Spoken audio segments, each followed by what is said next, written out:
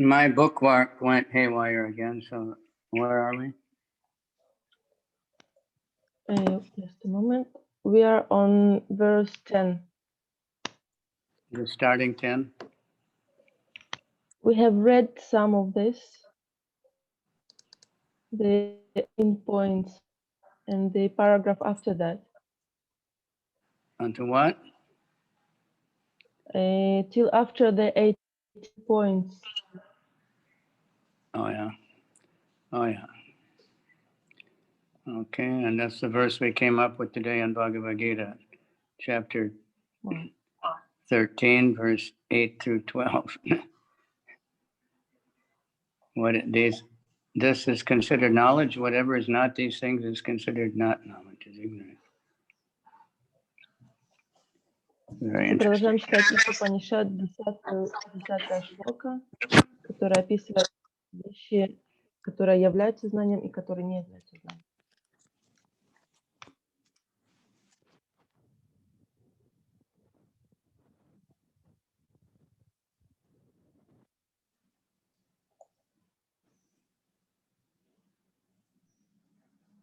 Marina Veselkova, that's a new one. Welcome. Марина, добро пожаловать.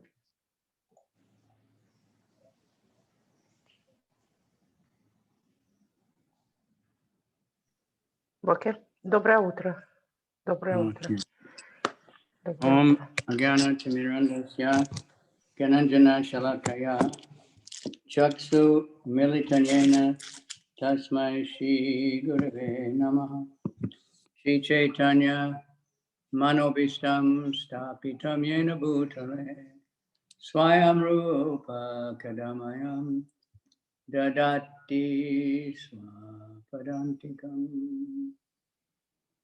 Vandeham Shri Guru Shri Yuta Padakamalam Shri Gurun Vaishnavamscha Shri Rupam Sajajatam Sahagana Raghunathan Vitam Tam Sajivam Sadvaitam Savadutam Parijana Sahita Krishna Chaitanya Devam Shri Shri Radha Krishna Padan Sahagana Lalita Shri Vishakan Vitam Nama Om Vishnu Padaya Krishna Pristaya Bhutale Srimati Bhakti Vedanta Swaminiti Namene Namaste Saraswati Devi Gauravani Pracharine Nirvisesha Shunyavadi Paschatya Desatarine Vanchakalpa Turubhyascha Kripa Sindhubhya Evacha Patitanam Pavanebhyo Vaishnavebhyo Namaha.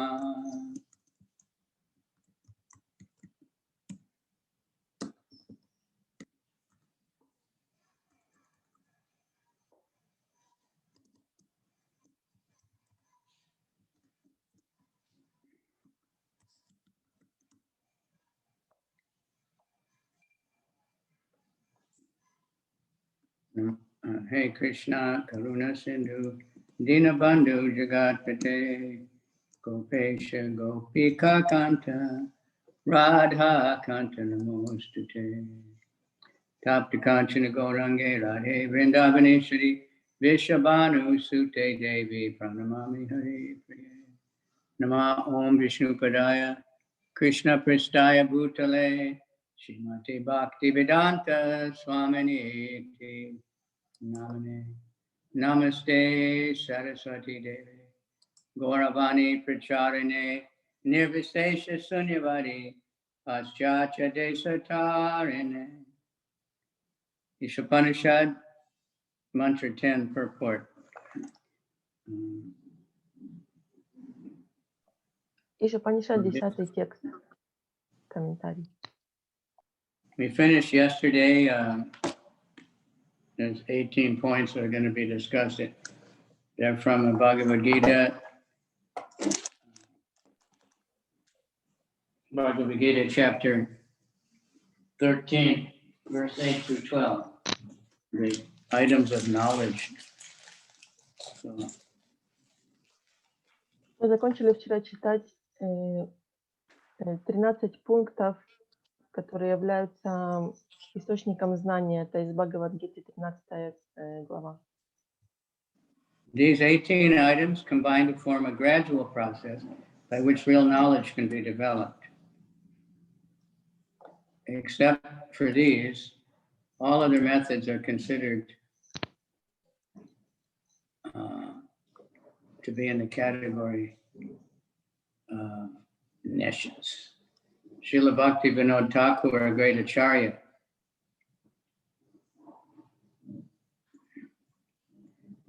maintained that all forms of material knowledge are merely external features of the illusory energy, and that by cultivating them, one becomes no better than an ass.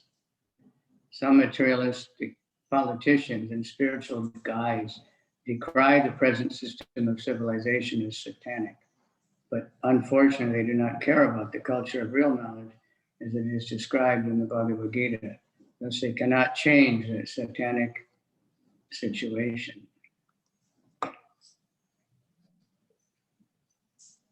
Эти 18 заповедей представляют собой методологию постепенного процесса познания истины.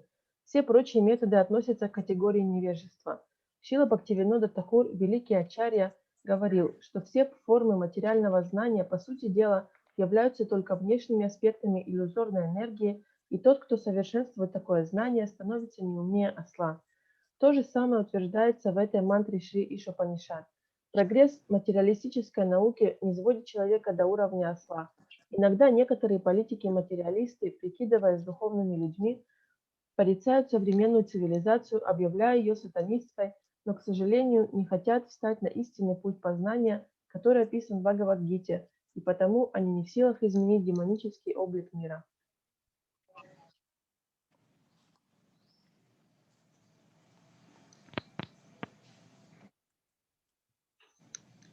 The same principle is found here in Sri Isha Upanishad.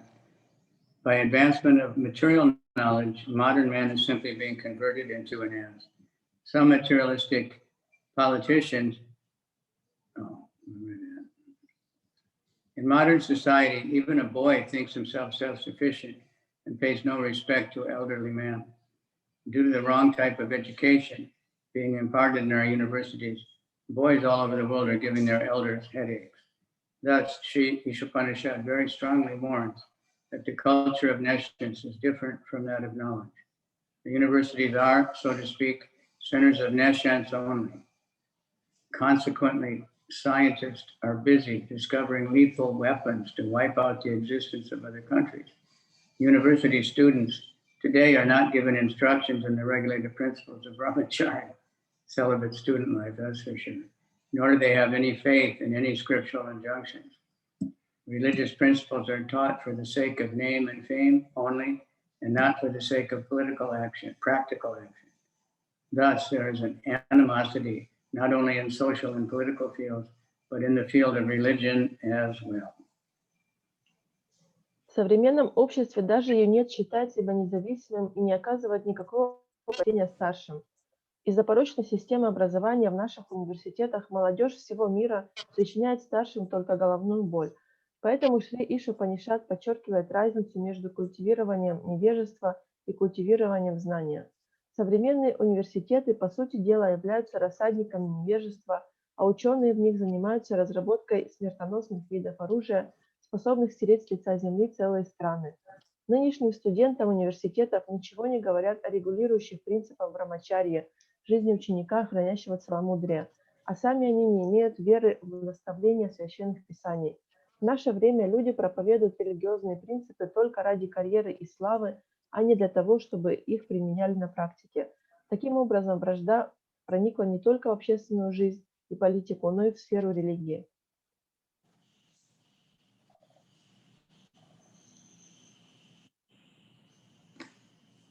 Nescience. Prabhupada used that word nescience a lot. I don't think I ever heard it except in Prabhupada's books. It's obviously what it means. Not science. Nationalism has developed in different parts of the world due to the cultivation of nations by the general people. No one considers that this tiny earth is just a lump of matter floating in an immeasurable space with many other lumps. In comparison with the vastness of space, these material lumps are like dust particles in the air. Because God has kindly made these lumps of matter complete in themselves, they are perfectly equipped with all necessities for floating in space. The drivers of our spaceships may be very proud of their achievements, but they do not consider the supreme driver of these greater, more gigantic spaceships called planets. There are innumerable suns and innumerable planetary systems also, as infinitesimal parts and parcels of the Supreme Lord. We small creatures are trying to dominate these unlimited planets. Thus, we take repeated birth and death and are generally frustrated by old age and disease. The span of human life is scheduled for about 100 years, although it is gradually decreasing to 20 or 30 years. Thanks to the culture of nations, befooled men have created their own nations within these planets in order to grasp some enjoyment more effectively for these few years. Such foolish people draw up various plans to render national demarcations perfectly attested is totally impossible. Yet for this purpose, each and every nation has become a source of anxiety for others.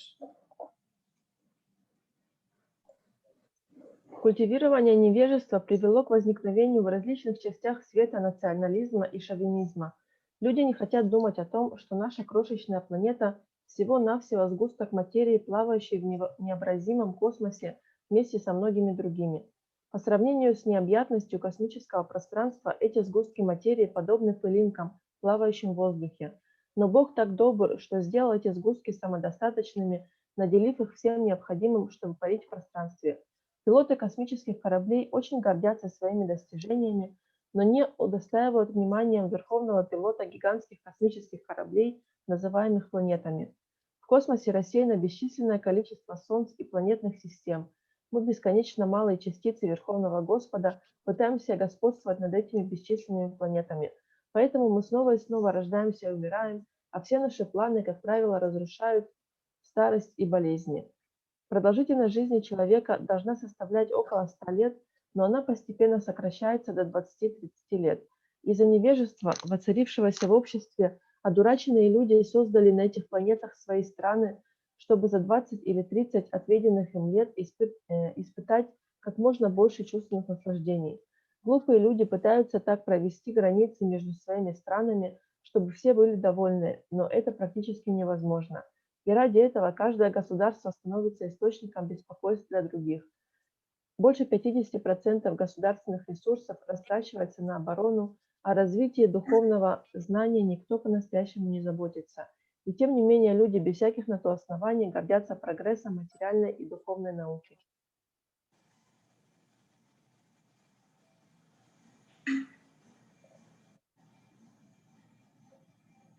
More than 50% of a nation's energy is devoted to defense measures and thus spoiled. No one cares for the cultivation of real knowledge. Yet people are falsely proud of being advanced in both knowledge and spiritual knowledge. Больше 50% государственных ресурсов растрачивается на оборону, а о развитии духовного знания никто по-настоящему не заботится. И тем не менее люди без всяких на то оснований гордятся прогрессом материальной и духовной науки. That's especially true in the good old United States of America.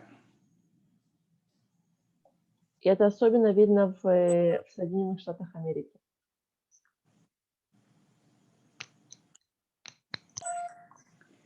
Where they spend their defense budget is more than the next 10 countries combined. Тот бюджет, который они тратят на оборону, он больше, чем бюджет 10 стран вместе взятых.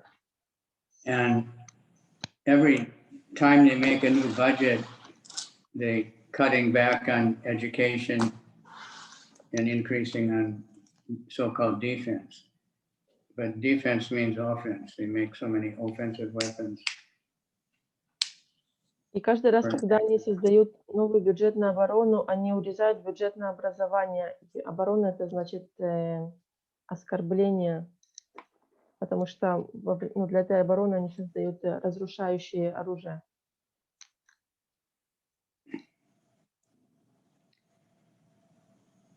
So, and Prabhupada wrote this a long time ago. I think he might have written this practically before he went to America.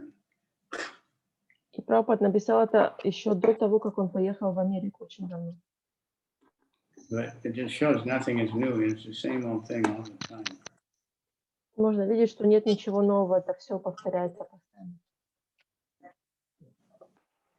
Sri Isha Upanishad warns us of this faulty type of education. And the Bhagavad Gita gives instructions as to how to the development of real knowledge. This mantra states that the instructions of the vidya must be acquired from dhira. A dhira is one who is not disturbed by material illusion. No one can be undisturbed unless he's perfectly spiritually realized, at which time one neither hankers nor laments for anything. A dhira realizes that the material body and mind he is acquired by chance through material association are but foreign elements. Therefore, he simply makes the best use of a bad bargain. Шри Иша Упанишад предупреждает нас о прочности такой системы образования. А Бхагавад-гита учит тому, как можно обрести истинное знание. Эта мантра гласит, что знание, видью, необходимо получить от дхиры. Слово дхира означает невозмутимый, тот, кого не беспокоит материальная иллюзия. Но человек не сможет постоянно сохранять невозмутимость до тех пор, пока он не достигнет совершенного духовного самоосознания. На совершенной стадии духовного самоосознания человек избавляется от всех желаний и скорби. Дхира понимает, что материальное тело и ум, которые он получил более или менее случайно, в результате соприкосновения с материей, чужды ему. Поэтому Дхира просто стремится извлечь максимальную пользу из невыгодной сделки. That's a little saying Prabhupada uses many times, the best use of a bad bargain. Это выражение, It's like, которое... You get something at a big discount or something, but it turns out it's not very good, but you have to just do what you can with it. So that's what these bodies are. Это выражение, которое Шрила Прабхупада часто использует: извлечь максимальную пользу из невыгодной сделки. То есть вы получаете какую-то большую скидку на что-то, что окажется бесполезным. И точно так же мы должны действовать по отношению к своему телу, извлечь максимальную пользу из невыгодной сделки. We thought we're getting a good deal, we can enjoy this material body, but it turns out, it has a lot of defects also. It's like someone gives you a used car and it's really, really cheap and it looks really good, but then after you drive it a little bit, you find out that, it uses so much gas, or it's leaking so many this and that, or it's got 10 or 100 parking tickets on it and you have to pay them. Things like that happen. Это подобно тому, как вы приобретаете использованную машину, то есть она дешевая, хорошо выглядит, но когда вы начинаете ездить, вы понимаете, что там очень много бензина она ест, и там куча поломок, и, может быть, на нее скопились какие-то парковочные штрафы, которые надо заплатить. То есть мы думали, что можно наслаждаться, а на самом деле нет. The material body and mind are bad bargains for the spiritual living entity. The living entity has actual functions in the spiritual living world, but this material world is dead. As long as the living spiritual sparks manipulate the dead lumps of matter, the dead world appears to be a living world. Actually, it is the living souls, the parts and parcels of the Supreme Living Being, who move the world.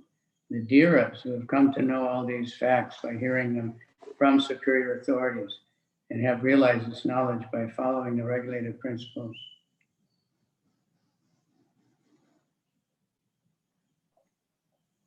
Для духовного живого существа материальное тело и ум являются невыгодной сделкой. Предназначение живого существа – заниматься разнообразной деятельностью в живом духовном мире, но материальный мир мертв. Пока живые духовные искры манипулируют безжизненными сгустками материи, этот мертвый мир кажется живым. На самом деле только живые души, неотъемлемые частицы высшего живого существа, приводят этот мир в движение. Те, кто узнал об этом от высших авторитетов и реализует это знание, следуя регулирующим принципам, называют дхирами. To follow the regulative principles, one must take shelter of a bona fide spiritual master. The transcendental message and regulative principles come down from spiritual master to the disciple. Such knowledge does not come in the hazardous way of nescience education. One can become a dhira only by submissively hearing from the bona fide spiritual master. Тот, кто хочет следовать регулирующим принципам, должен найти истинного духовного учителя. Трансцендентное знание и указания, касающиеся регулирующих принципов, ученик получает от духовного учителя. Такое знание невозможно получить, идя опасным путем невежественного образования. Стать дхирой только тот, кто со смирением слушает истинного духовного учителя. Arjuna, for example, became a dhira by submissively hearing from Lord Krishna, the personality of Godhead himself. Thus, the perfect disciple must be like Arjuna. And the spiritual master must be as good as the Lord himself. This is the process of learning vidya, knowledge from the dhira, the undisturbed. An adhira, one who has not undergone the training of a dhira, cannot be an instructive leader. Modern politicians who pose themselves as dhira are actually adhira, and one cannot expect a perfect knowledge from them. They are simply busy seeing to their own remuneration in dollars and cents. How then can they lead the mass of people to the right path of self-realization? Thus, one must hear submissively from the dhira in order to attain spiritual realization. К примеру, Арджуна стал дхирой, смиренно внимая самому Господу Кришне, Верховной Личности Бога. Совершенный ученик должен быть подобен Арджуне, а духовный учитель практически равен самому Господу. Таков процесс получения види, знания адхиры, невозмутимого. Адхира, тот, у кого нет подготовки дхиры, не имеет права давать наставления и руководить другими. Современные политики, объявляющие себя дхирами, на самом деле адхиры, и они никому не могут дать совершенного знания. Их интересует только размер вознаграждения, которое они могут получить за свой труд. Разве смогут они направить людей на истинный путь самоосознания? Таким образом, для того, чтобы получить истинное образование, нужно смиренно слушать дхиру. Okay, that's the end of that shloka. Any comments on that one or questions? Так заканчивается эта шлока. У кого-то есть вопросы, комментарии?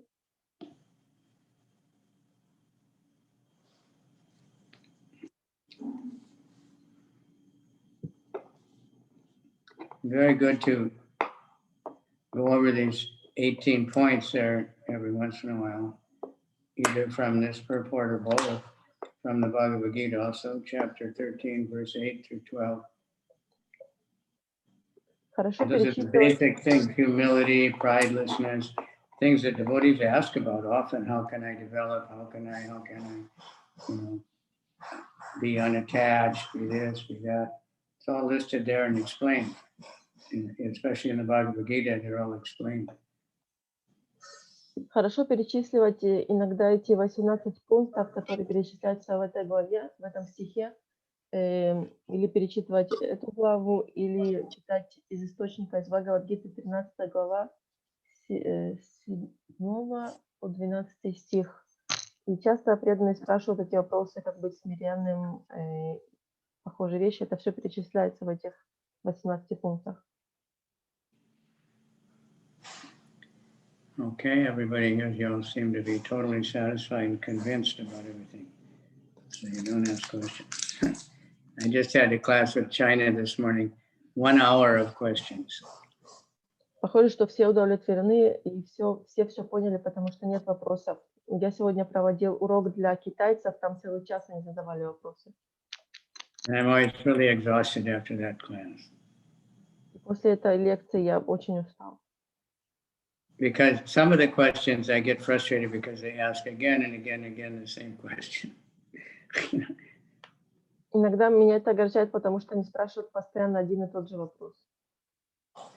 And others are really difficult sometimes too. А некоторые задают сложные вопросы, на которые трудно ответить. So it's very interesting. Challenging. Очень They're интересно. not challenging, they're submissive, but they're asking, they read something and they're a little confused. And То есть usually выше- that confusion is, we haven't read enough of everything, so we get stuck in one little point and haven't read all the different things that have been said about the same thing. So иногда if you они want to считают, preach, что это... if Их you это want to будет... preach, read a lot, so you can know what Prabhupada said about everything. Когда вы что-то читаете, это вас вводит в заблуждение, и вы задаете много вопросов, но заблуждение приходит из-за того, что вы не читаете достаточно. Поэтому, если вы хотите, чтобы все было понятно, то читайте больше книг Шрилы Прабхупады, в этих книгах есть все. This next sloka is very important, especially for the grihastas.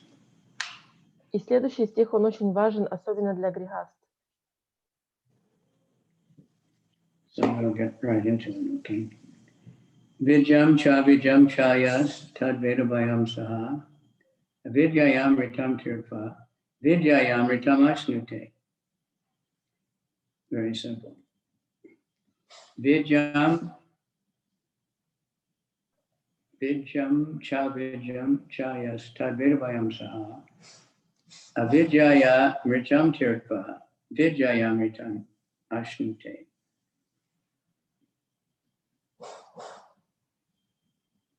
Vidya means knowledge in fact. Видим истинное знание.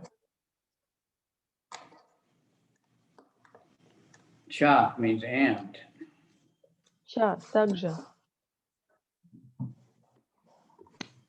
Avidya means nescience, not knowledge in fact. А видим неведение. Cha and. Ча также. Ya, a person who. Я личность, которая. Tat, that. Тат то. Veda, knows. Веда знает. Ubhayam, both. Убаям и то, и другое. Saha, simultaneously. Сага одновременно. Avidyaya,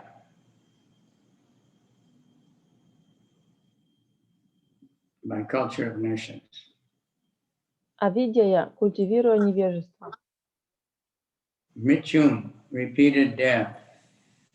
Мритьюм, повторяющаяся смерть. Tirtva, transcending. Тиртва превосходит. Vidyaya, by culture of knowledge. Видя, культивируя знания. Amritam, deathlessness. Амритам, бессмертие. Ashnute, enjoys. Ашнуте, наслаждается.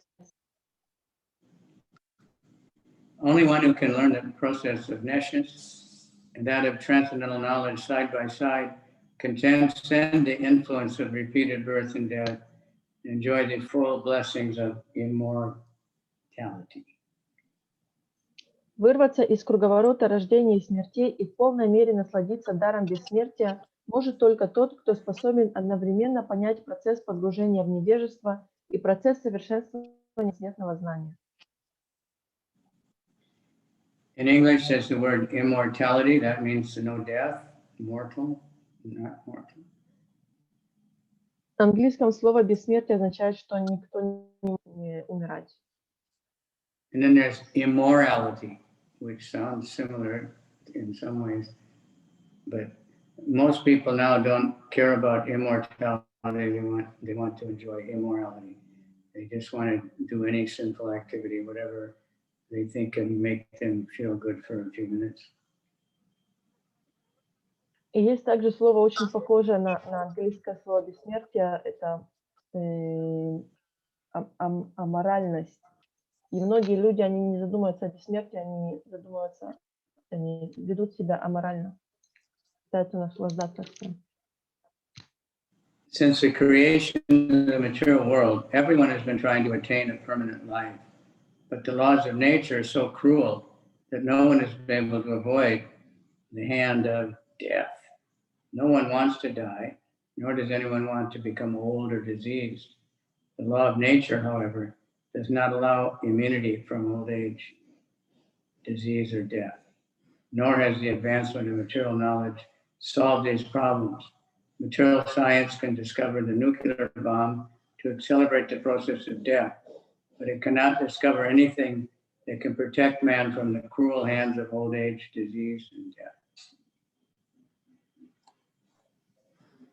С момента сотворения материального мира каждый старается обрести бессмертие, но неумолимые законы природы еще никому не позволили избежать смерти.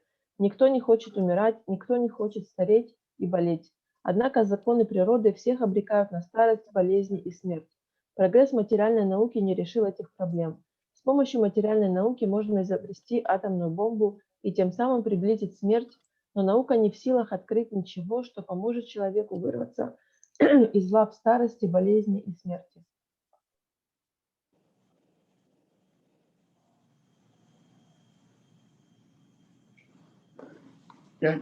People keep thinking like that they'll come up with some science, to stop death. But what we see is more and more diseases coming. Люди думают таким образом, что с помощью науки они смогут победить смерть, но мы видим, что обратное происходит, новые болезни рождаются. From the Puranas, we learn of the activities of Hiranyakashipu, a king who was very much advanced materially, wanted to conquer cruel death by his material acquisitions and the strength of his nations. He underwent a type of meditation so severe that the inhabitants of all the planetary systems became disturbed by his mystic powers. He forced the creator of the universe, the demigod Brahma, to come down to him. He then asked Brahma for the benediction of Amara, by which one does not die. Из Пуран нам известна история Хираньякашипу. Этот царь достиг очень высокого уровня материального развития. С помощью своих материальных достижений, силой своего невежества, он рассчитывал одолеть неумолимую смерть. Он занялся настолько суровым видом медитации, что жители всех планетных систем были встревожены его мистической силой. Он заставил Творца Вселенной, полубога Браму, спуститься к нему и попросил Браму сделать его Амарой, бессмертным.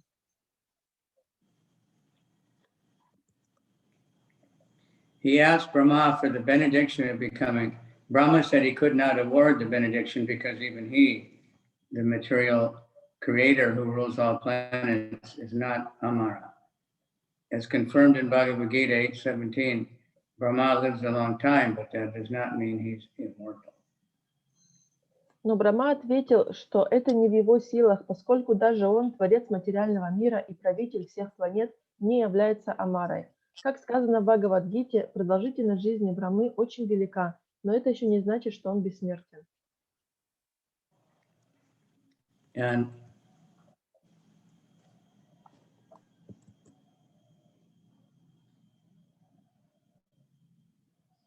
how long does Brahma live? Кто-то помнит, сколько живет Брахма?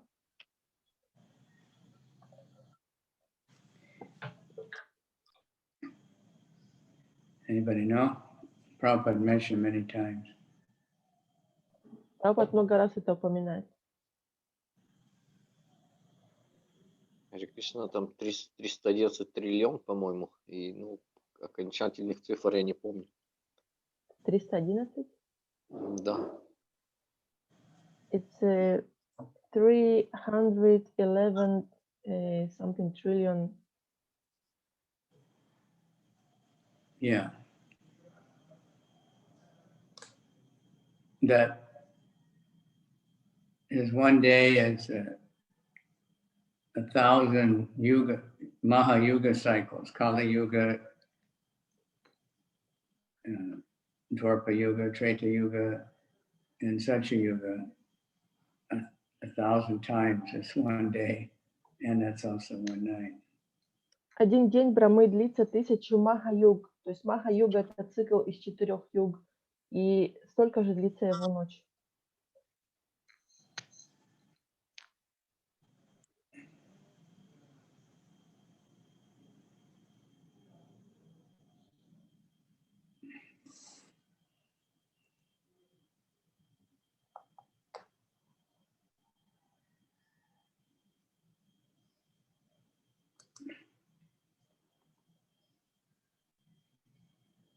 Hiranya means gold and Kashipu means soft bed. This cunning gentleman, Hiranyakashipu, was interested in these two things, money and women, and he wanted to enjoy them by becoming immortal. He asked from Brahma, many benedictions in hopes of indirectly fulfilling his desire to become immortal. Since Brahma told him that he could not grant the gift of immortality, Hiranyakashipu requested that he could not be killed by any man, animal, god, or any other living being within the 8,400,000 species. He also asked that he not die on land or in water or in air, nor by any weapon. In this way, he thought that these guarantees would save him from death. Пиранья означает золото, а кашипу — мягкая постель. Этого коварного человека интересовали две вещи на свете — деньги и женщины, и он хотел вечно наслаждаться ими, добившись бессмертия. Он попросил у Брамы множество разных благословений, надеясь косвенным образом исполнить свое желание стать бессмертным. Поскольку Брама сказал, что не может одарить его бессмертием, Хираньякашипу попросил Браму пообещать, что его не сможет убить ни человек, ни животное, ни полубог, ни какое-либо иное живое существо, относящееся к любому из 8 400 000 форм жизни.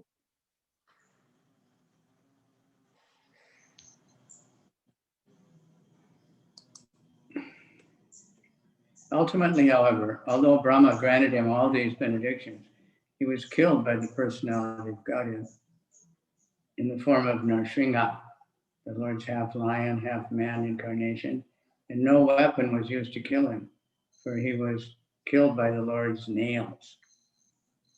Nor was he killed on the land, in the air, or in the water, for he was killed on the lap of that wonderful living being, Narsingha, who was beyond his conception. Он также попросил сделать так, чтобы его не могли убить ни на земле, ни в воздухе, ни в воде и никаким оружием. Хираньякашипу наивно полагал, что, получив эти благословения, он сможет избежать смерти. Но в конце концов, несмотря на то, что Брахма исполнил все его просьбы, он все же был убит Верховным Господом в образе получеловека, полульва. Чтобы убить его, не понадобилось никакого оружия.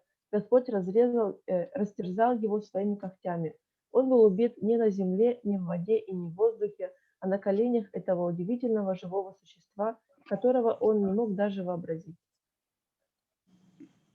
Sri Isha Upanishad instructs us not to make one-sided attempts to win the struggle for existence. Everyone is struggling hard for existence, but the laws of material nature are so hard, in fact, they do not allow anyone to surpass them. In order to attain a permanent life, one must be prepared to go back to Godhead. Шри Иша Упанишад советует нам отказаться от неуклюжих попыток победить в борьбе за существование. Каждый упорно борется за существование, но законы материальной природы так неумолимы, что никто не может обойти их. Чтобы обрести вечную жизнь, человек должен готовить себя к возвращению к Богу.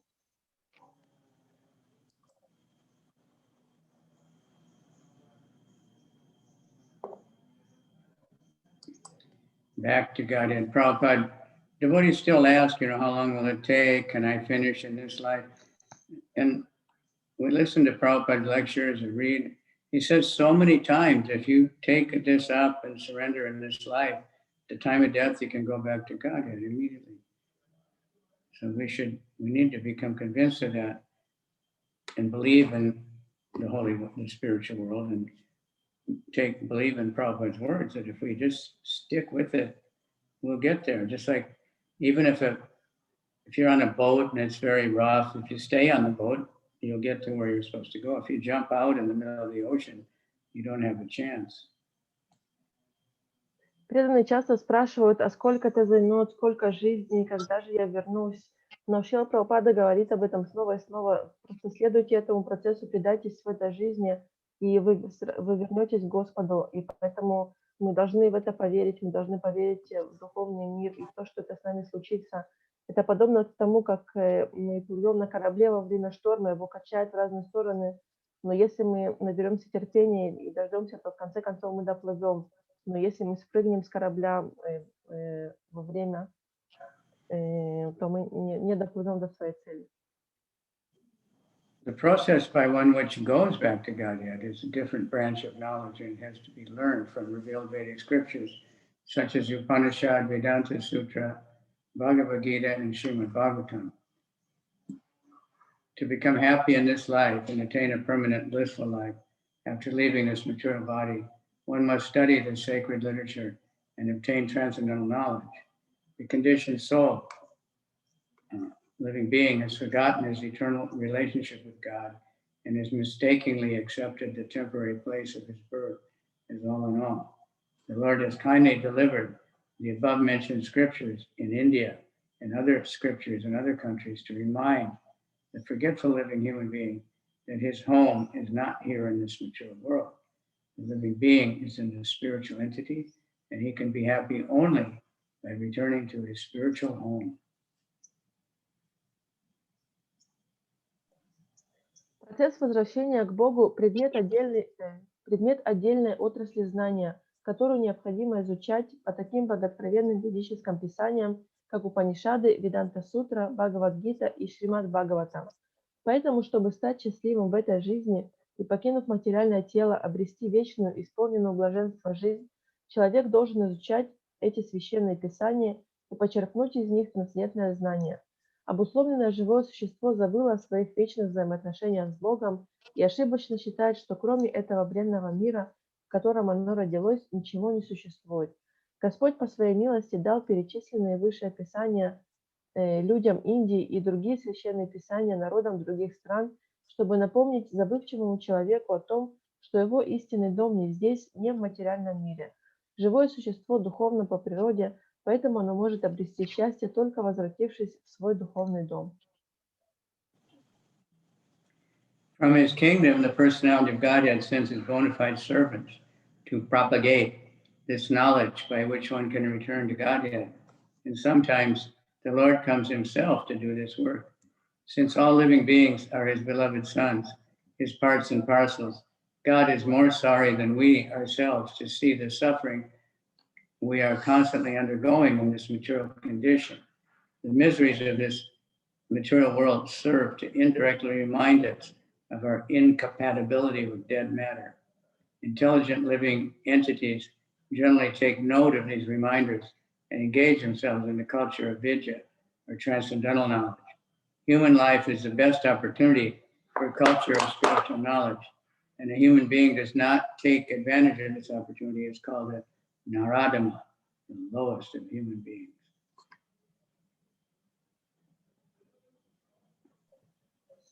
Чтобы вернуть живые существа к Богу, Верховный Господь посылает из своего царства верных слуг или приходит с этой миссией сам. Все живые существа – возлюбленные дети Господа, Его неотъемлемые частицы, поэтому, видя страдания, которые мы постоянно испытываем в материальном мире, Господь огорчается больше, чем мы сами. Эти страдания нужны для того, чтобы косвенно напомнить нам о нашей несовместимости с мертвой материей, и разумные живые существа обычно обращают внимание на эти напоминания и посвящают себя изучению видьи трансцендентного знания.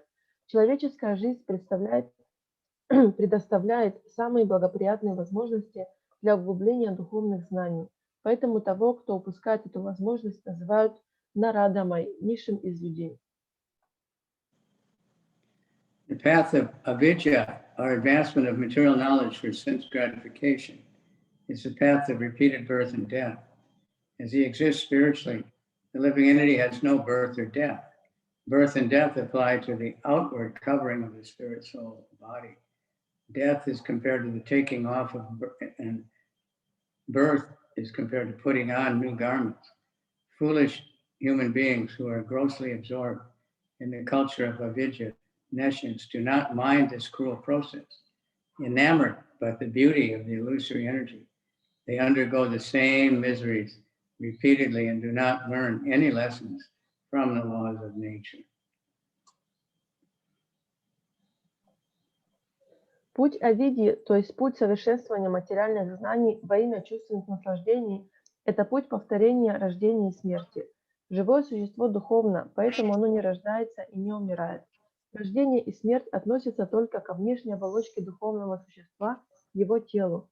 Рождение сравнивают с надеванием, а смерть со сниманием одежды. Глупые люди, целиком поглощенные развитием авидьи, невежества, принимают это как должное. Очарованные красотой иллюзорной энергии, они вновь и вновь испытывают те же страдания, так и не сделав никаких выводов из уроков, преподанных им законами природы.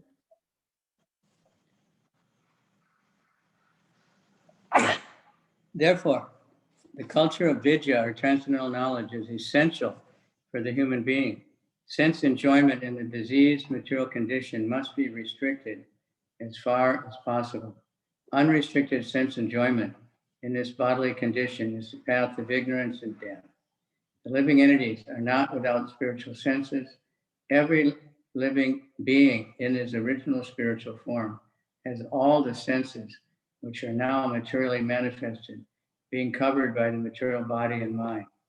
The activities of the material senses are perverted reflections of the activities of the original spiritual senses. In his diseased condition, the spirit soul engages in material activities under the material covering. Real sense enjoyment is possible only when the disease of materialism is removed. In our pure spiritual form, free from the all material contamination, real enjoyment of the senses is possible. A patient must regain his health before he can truly enjoy sense pleasure again. Thus, the aim of human life should not be to enjoy perverted sense enjoyment, but to cure the material disease.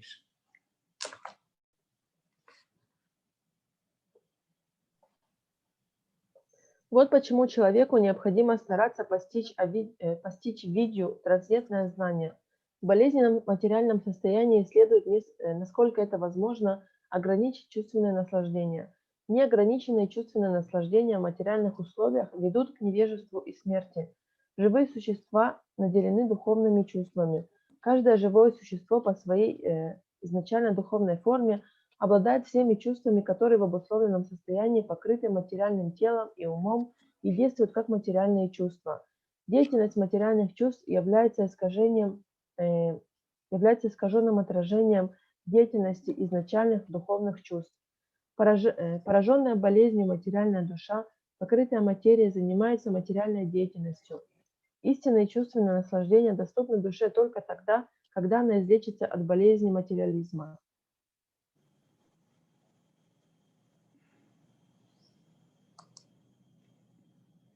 Aggravation of the material disease is no sign of knowledge, but a sign of avidya, ignorance. For good health, a person must not increase his fever from 105 to 107 degrees, but should reduce his temperature to the normal 98.6.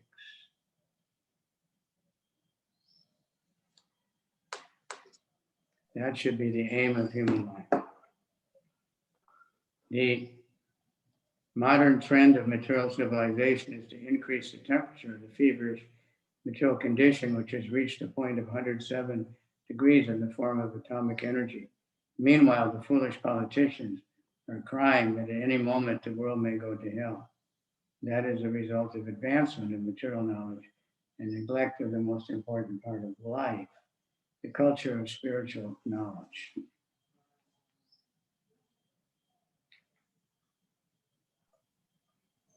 Только в своей чистой духовной форме, не оскверненной материей, живое существо может испытывать подлинные чувственные наслаждения.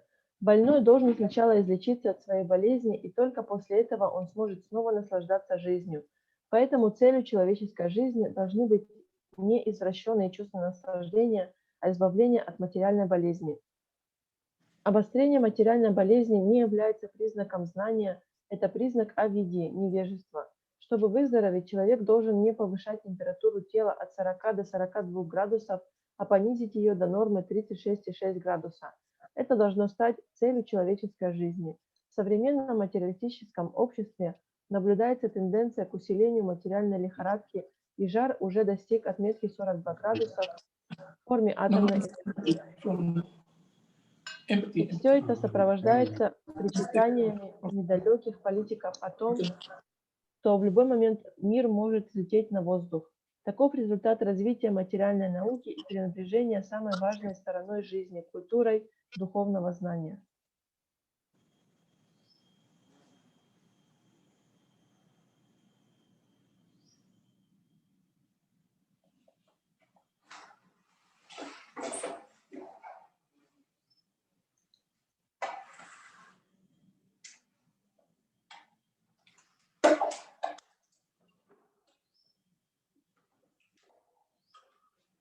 Those temperatures, that's in Fahrenheit, so 105 would be 40 Celsius, what you're used to. That's pretty high fever. 107 would be 41.5. I don't think we want that. Yeah, we have it already translated here to Celsius. You're almost dead, you know.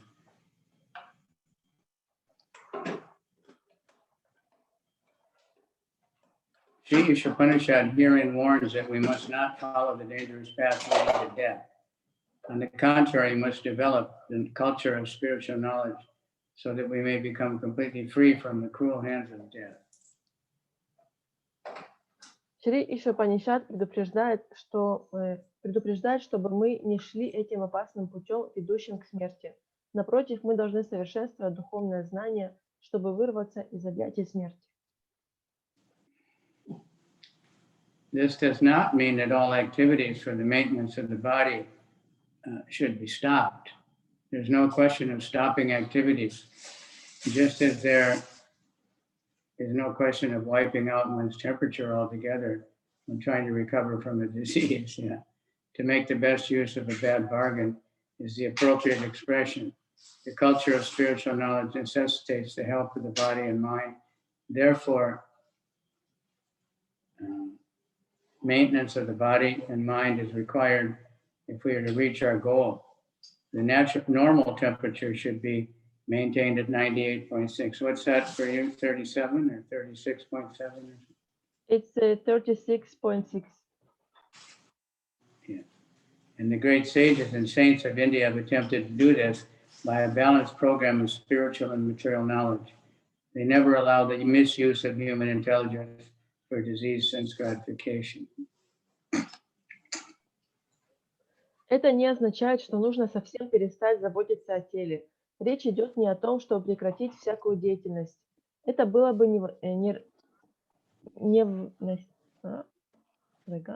Это было бы равносильно тому, чтобы в попытках сбить жар стараться довести температуру тела до нуля.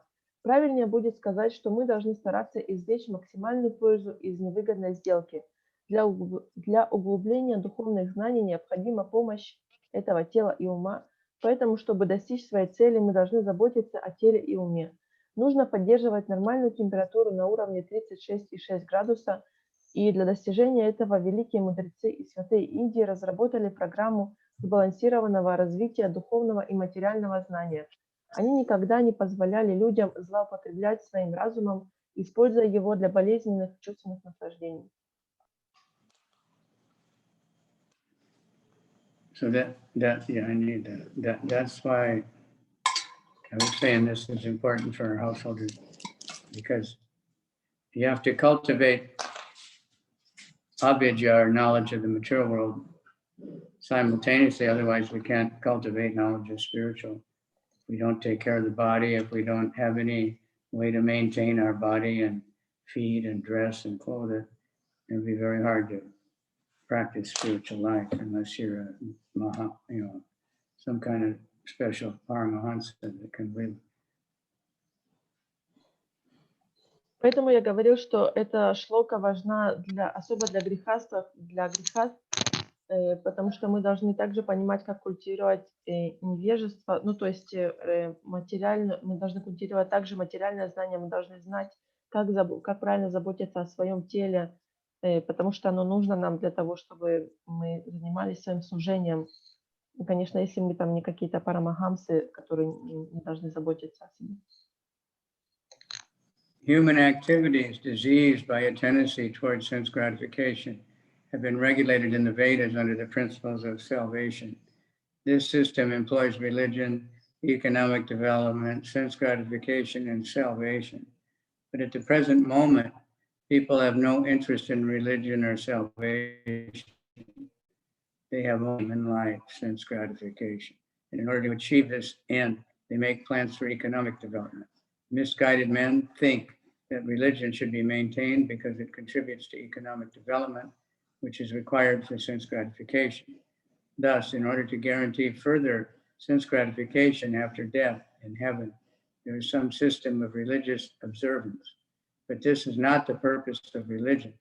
The path of religion is actually meant for self-realization, and economic development is required just to maintain the body in a sound, healthy condition.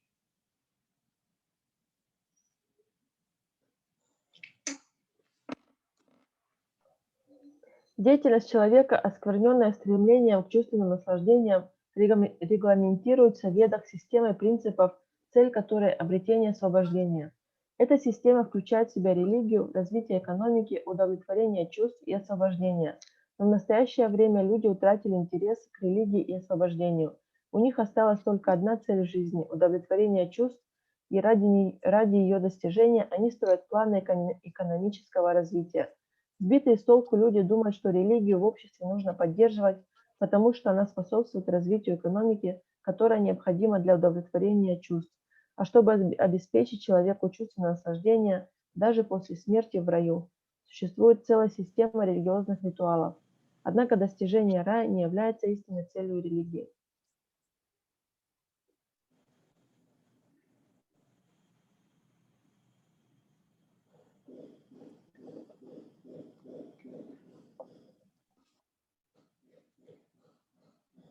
A man should lead a healthy life with a sound mind just to realize vidya, the true knowledge, which is the aim of human life. This life is not meant for working like an ass or for culturing vidya for sense gratification. The path of vidya is most perfect, presented in Srimad Bhagavatam, which directs a human being to utilize his life to inquire into the absolute truth. The absolute truth is realized step by step as Brahman, Paramatma, and finally Bhagavan, personality of Godhead. The absolute truth is realized by the broad-minded mind who has attained knowledge and detachment by following the 18 principles of Bhagavad Gita described in the purport to Mantra 10. The central purpose of these 18 principles is to attain a transcendental loving service to the Supreme Personality of Godhead. Thus, all classes of men are encouraged to learn the art of devotional service to the Lord. На самом деле, путь религии должен вести к самоосознанию. Развитие экономики необходимо только для того, чтобы человек мог сохранять тело в нормальном, здоровом состоянии. Человек должен вести здоровую жизнь и иметь трезвый ум, только чтобы постичь видью истинное знание, что является целью человеческой жизни. Эта жизнь дана нам не для того, чтобы работать подобно ослу или культивировать авидью и удовлетворять свои чувства. Путь видьи самым совершенным образом описан в Шримад Бхагаватам. Это произведение побуждает человека посвятить всю свою жизнь постижению абсолютной истины. Абсолютную истину постигают постепенно, сначала как Браман, потом как Параматму и, наконец, как Бхагавана, личность Бога. Постичь абсолютную истину может только человек широких взглядов, который обладает знанием и освободился от материальных привязанностей, следуя 18 принципам Бхагавад-гиты, описанным в комментарии к 10 мантре. Главной целью соблюдения этих 18 принципов является достижение трансцендентного любовного служения личности Бога. Поэтому всем людям, независимо от их взглядов, рекомендуется учиться искусству любовного служения Господу.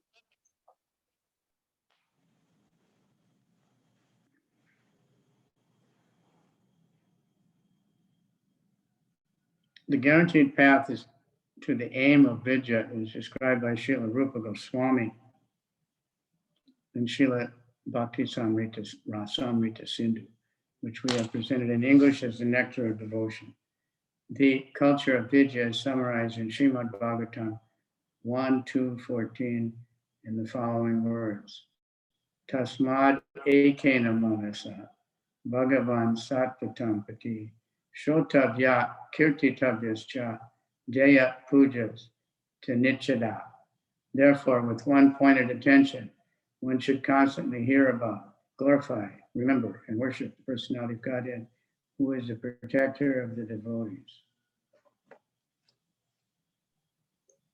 Прямой путь, приводящий к цели Видьи, описывает Шрила Рупа Госвами в своей книге «Бхакти Расамрита Синду», которая переведена нами на английский язык под названием «Нектар преданности».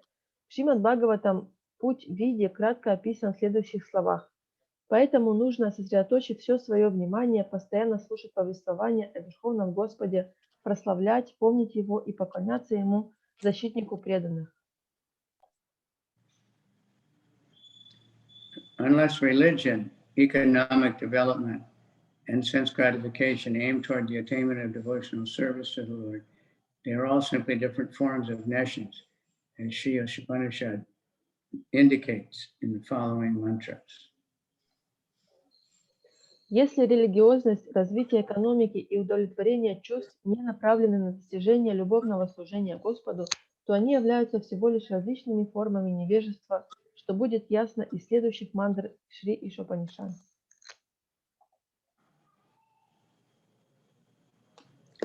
Okay.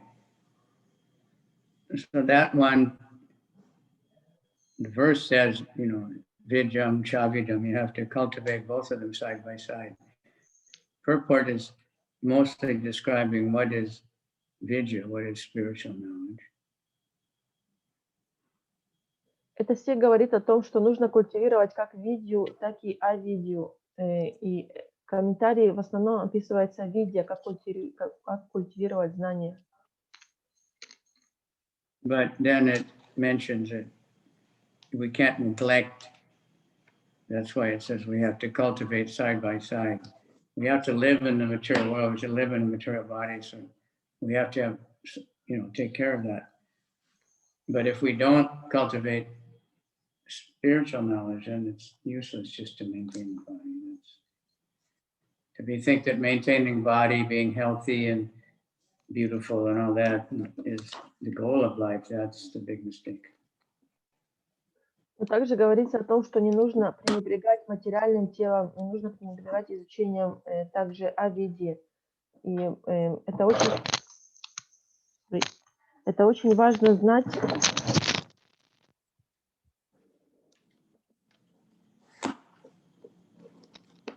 So should we move on, or do you have any comments or questions on that one? Есть у кого-то вопросы?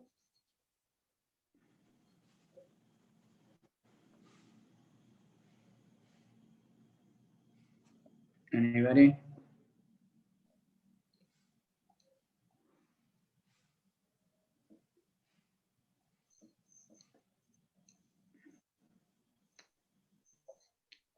Always silence. Да, тишина, никто ничего не спрашивает.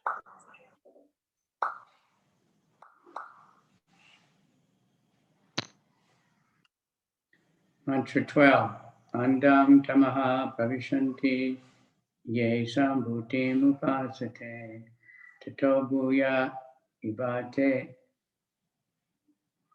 tamo yahu sambhutyam rataha. Andam tamaha pravishanti ye sambhutim upasate Tato bhuye vate tamo ya u sambhu yamrataha. Andam tamaha pravishanti ye sambhuti upasate. Tato bhuye vate tamo ya u sambhu yamrataha.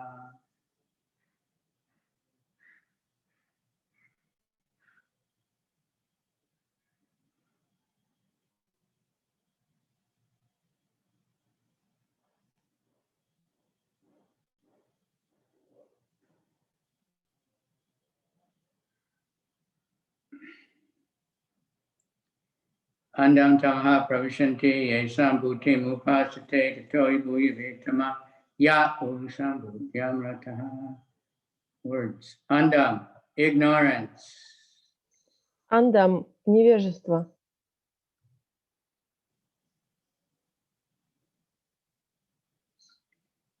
Tama, darkness. Тама – тьму. Pravishan,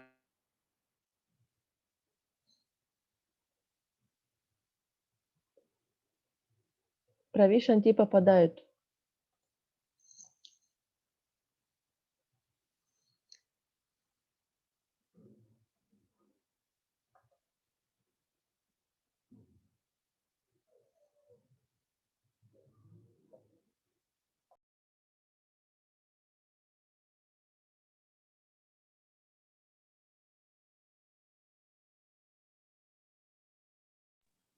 Я.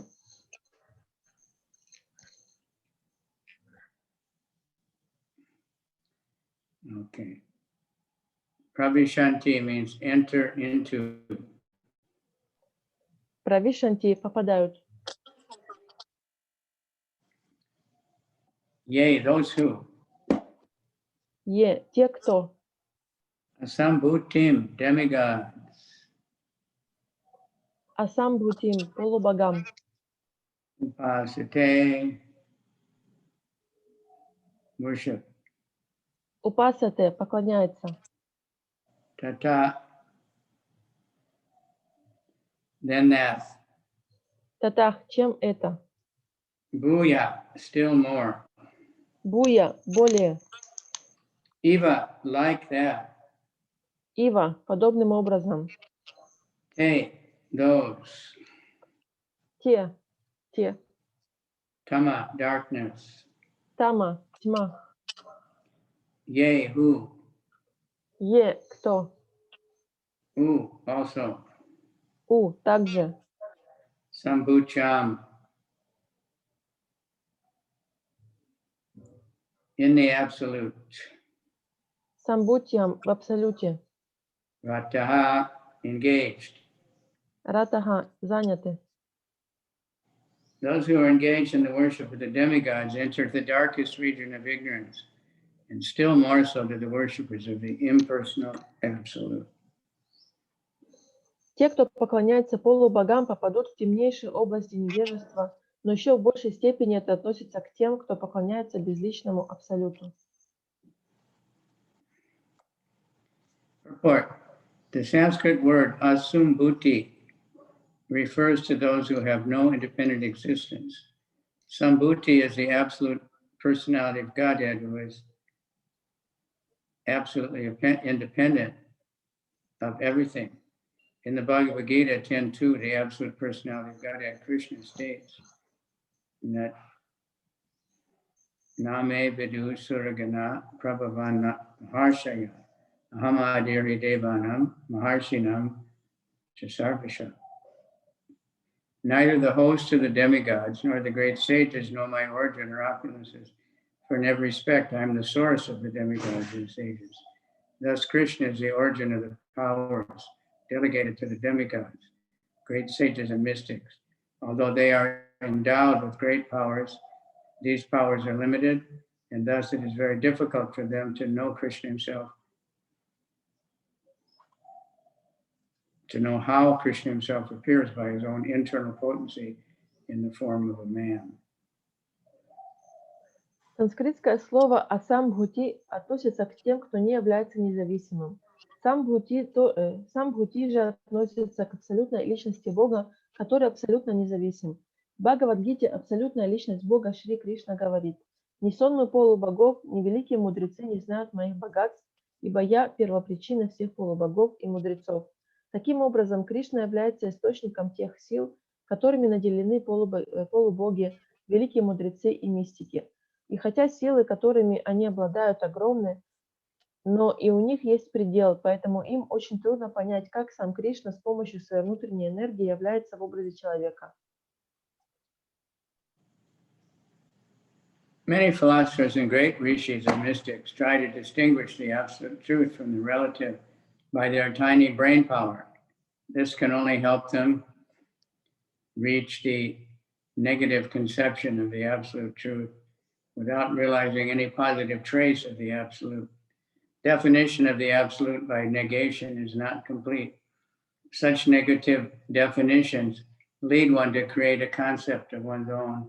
Thus one imagines that the absolute must be formless and without qualities.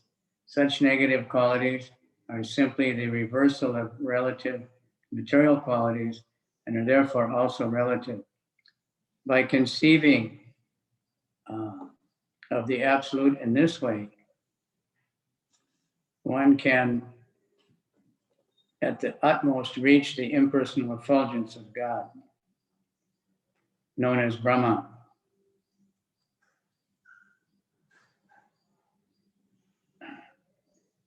That is the glaring effulgence. But one cannot make further progress to Bhagavan, the personality of Godhead. Многие философы и великие риши, мистики пытаются отличить абсолют от относительного с помощью своих ничтожных умственных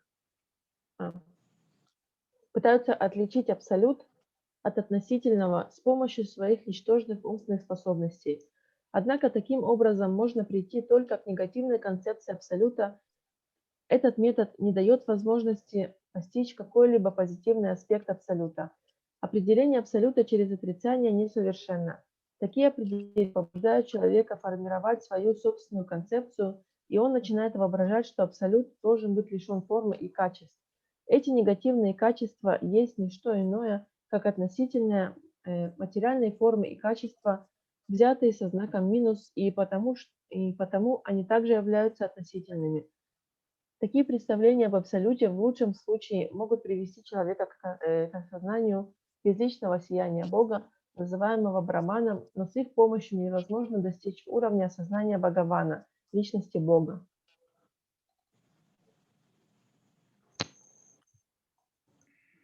Such mental speculators do not know that the absolute personality of Godhead is Krishna, that the impersonal Brahman is the glaring effulgence of his transcendental body, or that the Paramatma, the Supersoul, is his all-pervading plenary representation. Nor do they know that Krishna has his eternal form with its transcendental qualities of eternal bliss and knowledge. The dependent demigods and great sages imperfectly consider him to be the powerful demigod, and they consider the Brahman effulgence to be the absolute truth. But the devotees of Krishna, by dint of their surrendering unto him in unalloyed devotion, can know that he is the absolute person and that everything emanates from him. Such devotees continuously render loving service to Krishna, the fountainhead of everything. Спекулятивные мыслители не знают, что абсолютной личностью Бога является Кришна, и что безличный Браман – это ослепительное сияние его трансцендентного тела, а Параматма, сверхдуша, его всепроникающее полное проявление. Не знают они и того, что Кришна имеет вечную форму, исполненную вечного блаженства и знания. Зависимые полубоги и великие мудрецы ошибочно считают его могущественным полубогом, а излучение Брамана принимают за абсолютную истину. Только преданные Кришны, которые целиком посвятили себя служению ему, знают, что он абсолютная личность и что все сущее исходит из него. Такие преданные постоянно с любовью служат Кришне, источнику всего сущего. In the Bhagavad Gita, it is said that the only unintelligent, bewildered persons driven by a strong desire for sense gratification worship the demigods for the temporary relief of temporary problems. Since the living being is materially entangled, he has to be relieved from material bondage entirely to attain permanent relief on the spiritual plane where eternal bliss, life, and knowledge exist. Sri Isha Upanishad therefore instructs that we should not seek temporary relief of our difficulties by worshiping the dependent demigods who can bestow only temporary benefit.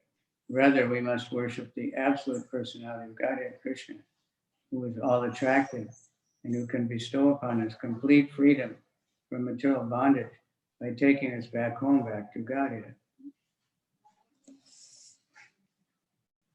Говорится, что только неразумные, сбитые с толку люди, движимые сильным желанием чувственных наслаждений, поклоняются полубогам, чтобы разрешить свои временные проблемы. Живое существо запуталось в лабиринте материального существования, и чтобы обрести вечную свободу в духовном мире, исполненном вечного блаженства, жизни и знания, оно должно сбросить с себя оковы материального рабства.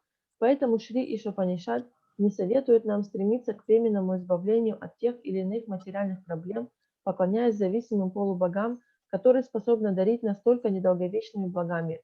Вместо этого необходимо поклоняться абсолютной личности Бога Кришне, который привлекает всех и может навсегда освободить нас от материального рабства, забрав нас домой обратно к Богу.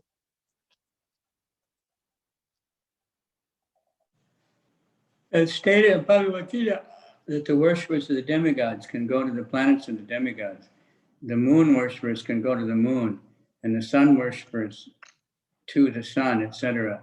Modern scientists are now venturing to the moon with the help of rockets. This is not a new attempt. With their advanced consciousness, human beings are naturally inclined to travel in outer space and to reach other planets, either by spaceships, mystic powers, or demigod worship.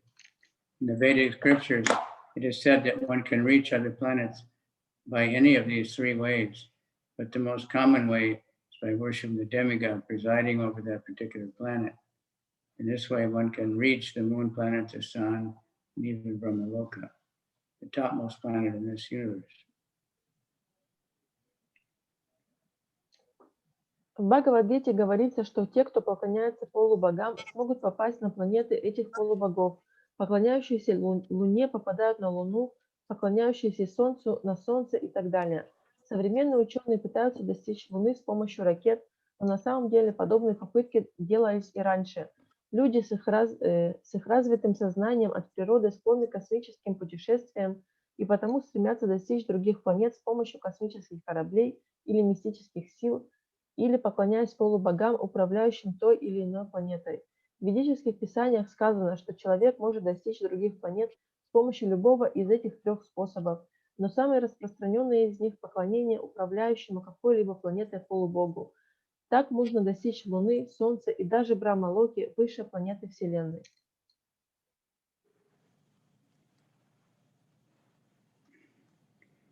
The only permanent planets are the Vaikuntha lokas. These are found in the spiritual sky, where the personality of Godhead himself predominates. As Lord Krishna states in Bhagavad Gita 8:16, Abrahma bhuvana loka punar avartino juna mam upecheta konteya punar janma navidyate. From the highest planet in the material world down to the lowest, all are places of misery when repeated birth and death take place. The one who attains my abode, son of Kunti, never takes birth again.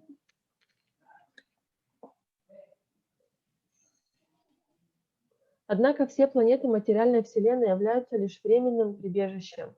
Вечны только парящие в духовном небе Вайкунтха-локи, на которых правит сама личность Бога. В Бхагавад-гите Господь Кришна подтверждает это в следующих словах. Все планеты материального мира, от высшей и до низшей, это юдаль страданий, где каждый вынужден снова и снова рождаться и умирать. Но тот, кто достиг моей обители, о сын Кунти, уже никогда не родится здесь. Or you could say from Israel to Palestine. Israel has a very high standard of living. Supposedly, in Palestine are supposed to be very bad. I don't know, very poor and so much unemployment and so many things. But they're all places of misery. Birth, death, Или живя в disease, and old Израиле, age are going вы on the можете, same.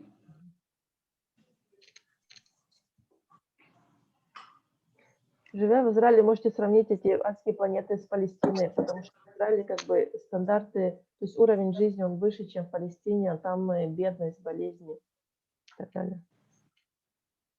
Just if you get sick in Israel, you have a really opulent modern hospital. But people are still getting sick and dying. Как, например, если вы заболеете в Израиле, то у вас есть очень хорошая медицина, но тем не менее люди болеют и умирают. Sri Isha Upanishad points out that one who worships the demigods and attained to their material planets still remains in the darkest region of the universe. The whole universe is covered by the gigantic material elements, and it's just like a coconut covered by a shell and half filled with water. Since its covering is airtight, the darkness within is dense. Therefore, the sun and moon are required for illumination. Outside the universe is a vast and unlimited Brahmajyoti expansion, which is filled with Vaikuntha lokas. The biggest and highest planet in the Brahmajyoti are Krishna Loka, Goloka Vrindavan, where the Supreme Personality of Godhead, Krishna himself, resides. Lord Shri Krishna never leaves Krishna Loka, although he dwells there with his eternal associates. He is omniscient throughout and complete material and spiritual cosmic manifestations.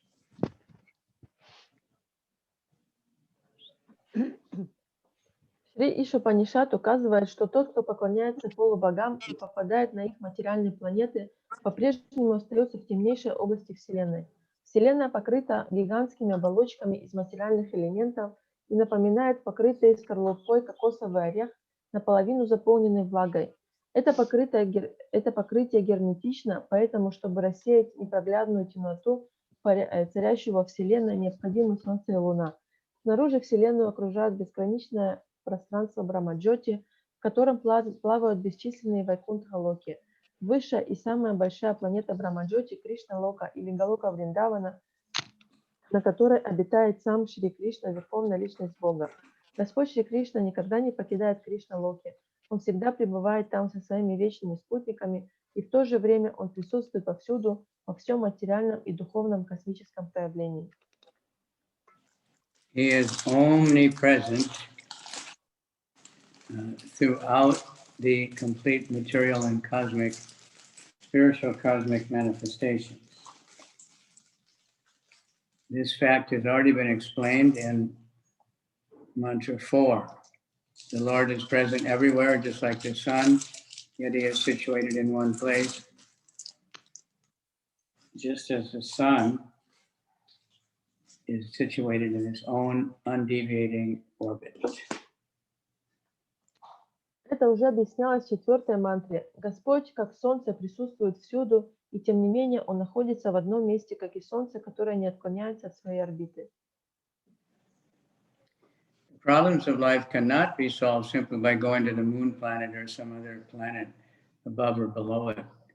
Therefore, Sri Isha Upanishad advises not to bother with any destination within this dark material universe, but to try to get out of it and reach the effulgent kingdom of God.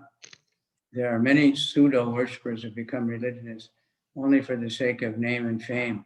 Such pseudo-religionists do not wish to get out of this universe and reach the spiritual sky. They only want to maintain status quo in the material world under the garb of worshiping the Lord.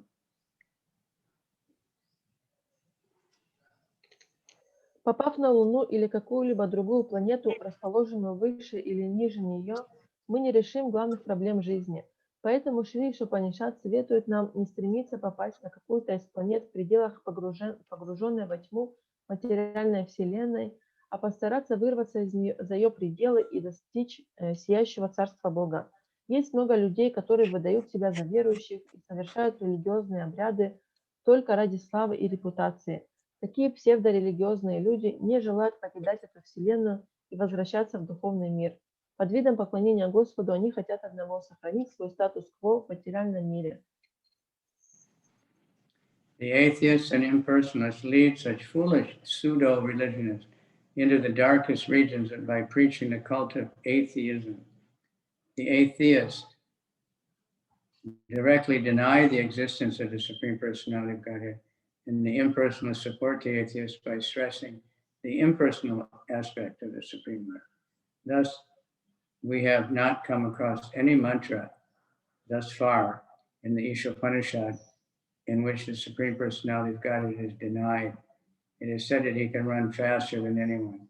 Those who are running after other planets are certainly persons. And if the Lord can run faster than all of them, how can he be impersonal? The impersonal concept of the Supreme Lord is another form of ignorance arising from the imperfect conception of the Absolute Truth. Проповедуя культ атеизма, атеисты и имперсоналисты увлекают таких глупых псевдоверующих в темнейшие области Вселенной. Атеисты открыто отрицают существование Верховной Личности Бога, а имперсоналисты поддерживают атеистов, проповедуя поклонение безличному аспекту Верховного Господа. До сих пор мы не нашли в Шри Иша Упанишад ни одной мантры, которая отрицала бы существование Верховной Личности Бога. В одной из мантр было сказано, что он может передвигаться быстрее всех. Те, кто путешествуют на другие планеты, несомненно являются личностями, и если Господь может передвигаться быстрее их, то как же он может быть безличным? Безличная концепция Верховного Господа – это всего лишь другая форма невежества, причина которого кроется в несовершенном понимании абсолютной истины. So this so-called atheism has become very popular now in this day and age. В наши дни атеизм он стал очень популярным. In England, you know, on your ID or something, if they ask you, what's your religion? В Англии, в Англии на паспорте там есть вопрос, какова ваша религия. You can say, one of them is, you know, like you say, Jewish, Christian, you know, Muslim. Atheist is one. It's considered a religion. И то есть там есть выбор между иудаизмом, христианством, мусульманством, и также там есть атеизм в списке этих религий. The ignorant pseudo-religionists and manufacturers of so-called incarnations who directly violate the Vedic injunctions are liable to enter into the darkest region of the universe because they mislead those who follow them. These impersonalists generally pose themselves as incarnations of God to foolish persons who have no knowledge of the Vedic wisdom. If such foolish men have any knowledge at all, it is more dangerous in their hands than ignorance itself. Such impersonalists do not even worship the demigods according to the scriptural recommendations. In the scriptures, there are recommendations for worshiping demigods under certain circumstances. But at the same time, these scriptures state that there is normally no need for this. In the Bhagavad Gita 7.23, it is clearly stated that the results derived from worshiping the demigods are not permanent. Since the entire material universe is impermanent, whatever is achieved within the darkness of material existence is also impermanent. The question is how to obtain real and permanent life. Невежественные религиозные лидеры и изобретатели так называемых воплощений Бога, откровенно нарушающие указания ведических писаний, вводят в заблуждение своих последователей, и потому им уготованы темнейшие области Вселенной.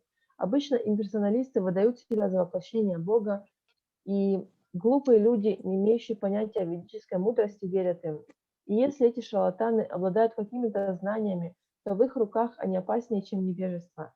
Имперсоналисты также не совершают обрядов поклонения полубогам, рекомендованных в Писаниях.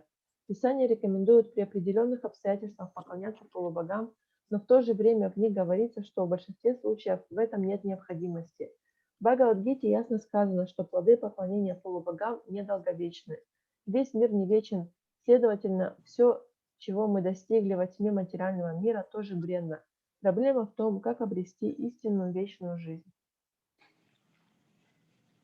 The Lord states that as soon as one reaches him by devotional service, which is the one and only way to approach the personality of Godhead, one attains complete freedom from the bondage of birth and death. In other words, the path of salvation from the material clutches fully depends on the principles of knowledge and detachment gained from serving the Lord. The pseudo-religionists have neither knowledge nor detachment from material affairs, for most of them want to live in the golden shackles of material bondage under the shadow of philanthropic activities disguised as religious principles.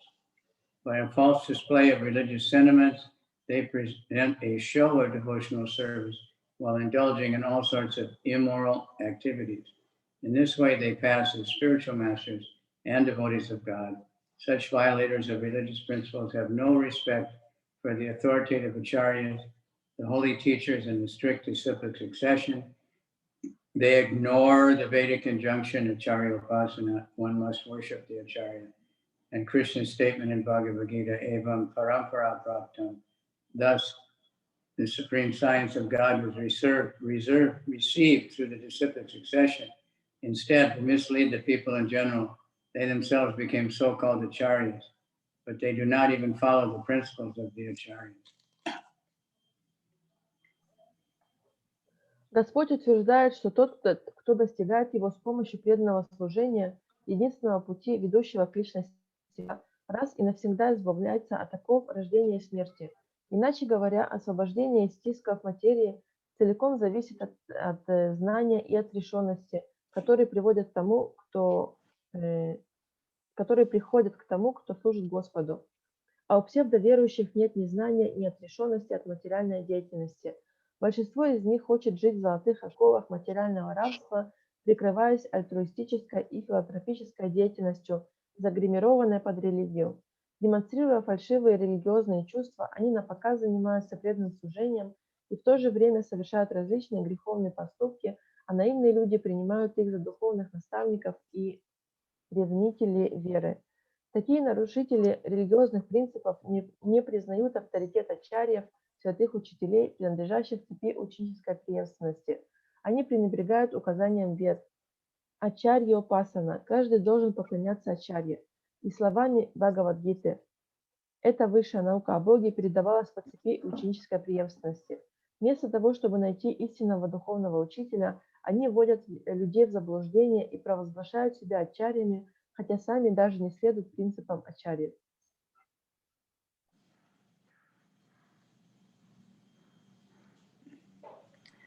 These rogues are the most dangerous elements in human society because there's no religious government. They escape punishment by the law of the state. They cannot, however, escape the law of the Supreme, who has clearly declared in Bhagavad Gita that envious demons in the garb of religious propagandists shall be thrown into the darkest regions of hell. Gita 16, 19, and 20.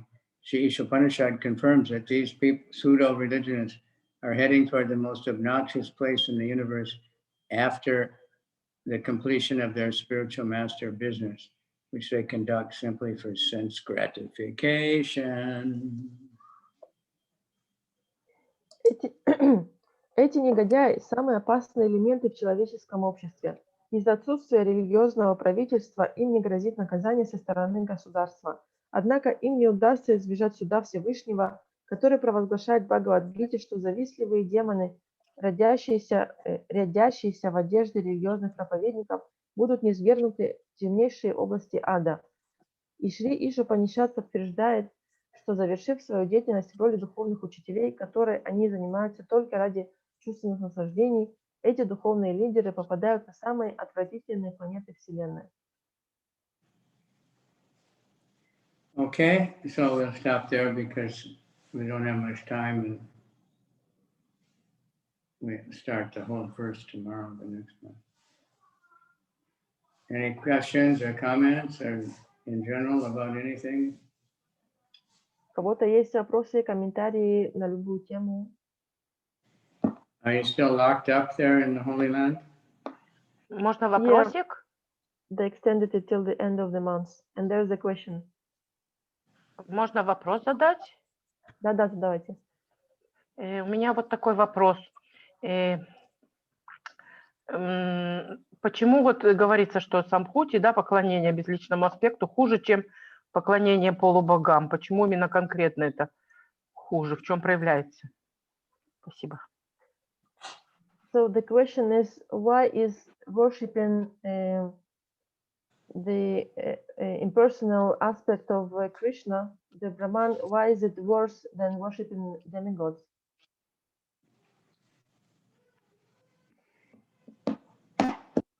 Well, demigods don't deny the form of Krishna. But Поклонение полубогам, те, кто поклоняется полубогам, они не отрицают существование формы Кришны, но те, кто поклоняется безличностному аспекту, они отрицают, что Кришна есть they're форма. denying the form of God, or they're saying he has no arms and legs, or he has no mind, and all those things they say, insults. Demigods don't do that, but if you worship a demigod, you know, you're ignoring Krishna, you don't know about Krishna, or you think they're all equal to Krishna. So that's also not good. То есть имперсоналисты, они отрицают существование формы Господа, они говорят, что у него нет формы, нет рук, нет ног, нет сознания. Но те, кто поклоняются полубогам, они не отрицают, что у него есть форма, но тем не менее, они просто игнорируют его, как бы они не знают, что он является Верховным Господом, и они сравнивают всех полубогов с ним. Okay? Good question. Туда раба. Ой, спасибо большое. Спасибо огромное. Thank you very much. No problem. Thank you for coming, Marina. Okay, anyone else? Спасибо, Амрита. Thank you. Okay, thank you very much. Spasibo. Thank you very much. Everybody unmute and let's chant a couple mantras. Включите Hare микрофон, и мы Krishna, сейчас Hare Krishna, Krishna Hare Krishna, Krishna, Hare Hare, Hare Rama, Hare